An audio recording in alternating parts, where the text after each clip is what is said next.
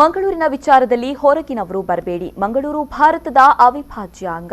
ಮಂಗಳೂರು ಕಾಶ್ಮೀರದ ರೀತಿಯಲ್ಲ. ಮಂಗಳೂರನ್ನ ಶಾಸಕ ಯುಟಿ ಖಾದರ್ ಅವರಿಗೆ ಕಾಂಗ್ರೆಸ್ ಕೊಡಲ್ಲ ಎಂದು ಸಚಿವ ಕೆಎಸ್ ಈಶ್ವರಪ್ಪ ಹೇಳಿದರು. ಅವರು ಮಂಗಳೂರಿನಲ್ಲಿ ಸುದ್ದಿಗಾರರೊಂದಿಗೆ ಮಾತನಾಡಿದರು. ಮಂಗಳೂರು ಗಲಭೆ ಪ್ರಕರಣದಲ್ಲಿ ಮೃತಪಟ್ಟವರಿಗೆ ಪರಿಹಾರ ವಾಪಸ್ ಮಾಡಲಾಗಿದೆ. ಮೊದಲು ಮಾನವೀಯ ನೆಲೆಯಲ್ಲಿ ಪರಿಹಾರ ನೀಡಿದ್ದೇವೆ. ಪರಿಹಾರ ಘೋಷಣೆ ಮಾಡಿದ ಬಳಿಕ ಅಪರಾಧಿಗಳೆಂದು ಗೊತ್ತಾಯಿತು. ಪ್ರಕರಣದ ಬಗ್ಗೆ ತನಿಖೆ ನಡೀತಾ ಇದೆ. ಅಪರಾಧಿಗಳೆಂದು ಸಾಬೀತಾದರೆ ಪರಿಹಾರದ ಪ್ರಶ್ನೆ ಇಲ್ಲ. ನಿರಪರಾಧಿ ಅಂತ ಆದರೆ ಪರಿಹಾರ ನೀಡ್ತೇವೆ ಎಂದರು. ಈಗ ಮಾನವೀಯತೆ ದೃಷ್ಟಿಯಿಂದ ಅವರ ಅಮಾಯಕರು ಅಂತ ಗಮನಿಸಿ ಅವರಿಗೆ ಸ್ವಾಭಾವಿಕವಾಗಿ ಪರಿಹಾರ ಕೊಡೋದು ಯಾವುದೇ ಸರ್ಕಾರಿ ಕರ್ತವ್ಯ ಕೂಡ ಇದೆ.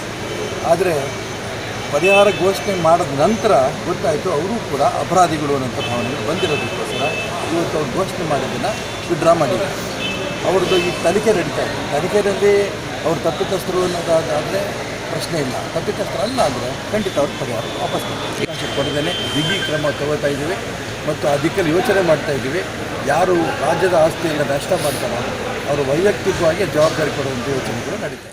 ಮಾಜಿ ಸಚಿವ ಡಿಕೆ ಶಿವಕುಮಾರ್ ಏಸು ಪ್ರತಿಮೆ ನಿರ್ಮಾಣ ವಿಚಾರದ ಬಗ್ಗೆ ಪ್ರತಿಕ್ರಿಯೆ ನೀಡಿದ ಈಶ್ವರಪ್ಪ ಅವರು, ಕಾಂಗ್ರೆಸ್ಗೆ ಯಾವಾಗಲೂ ವೋಟ್ ಬ್ಯಾಂಕ್ನ ಬಗ್ಗೆ ಚಿಂತೆ ಎಂಬಂತಾಗಿದೆ. ಮೋದಿ ಸಬ್ಕಾ ವಿಕಾಸ ಅಂದರೆ ಕಾಂಗ್ರೆಸ್ ಧರ್ಮಗಳನ್ನ ದೂರ ಮಾಡ್ತಾ ಇದೆ.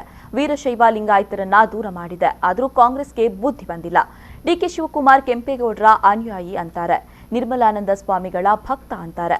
ಆದರೆ ಏಸು ಪ್ರತಿಮೆ ಮಾಡುವಾಗ ಕೆಂಪೇಗೌಡರ ನೆನಪು ಯಾಕೆ ಆಗಿಲ್ಲ? ಸ್ವಾಮೀಜಿಗಳ ನೆನಪು ಕೂಡ ಯಾಕೆ ಆಗಿಲ್ಲ?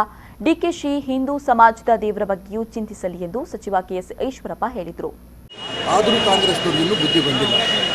ಎಲ್ಲರನ್ನೂ ಒಟ್ಟಿಗೆ ತಗೊಂಡು ಹೋಗಬೇಕು ಅನ್ನೋಂಥ ಆಸೆಯಿಂದ ಡಿಕೆ ಶಿವಕುಮಾರ್ ಏಸು ಪ್ರತಿಮೆ ಮಾಡಿ ನನಗೇನು ಬೇಜಾರಿಲ್ಲ, ಮಾಡಲಿ.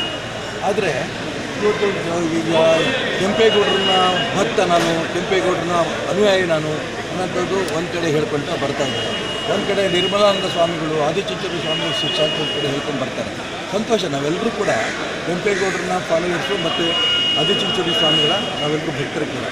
ಆದರೆ ಇವರು ಆ ಯೇಸು ಪ್ರತಿಮೆಯನ್ನು ಘೋಷಣೆ ಮಾಡೋಂಥ ಸಂದರ್ಭದಲ್ಲಿ ಈ ರೀತಿ ಯಾಕೆ ಅವರಿಗೆ ಕೆಂಪೇಗೌಡರಿಗಾಗಲಿ ಅಥವಾ ಆದಿಚುಂಚನ ಪೂಜೆ ಸ್ವಾಮಿಗಳ ಬಗ್ಗೆ ಆಗಲಿ ಆ ನೆನಪು ಯಾಕಾಗಲಿ ನನಗೆ ಗೊತ್ತಿಲ್ಲ.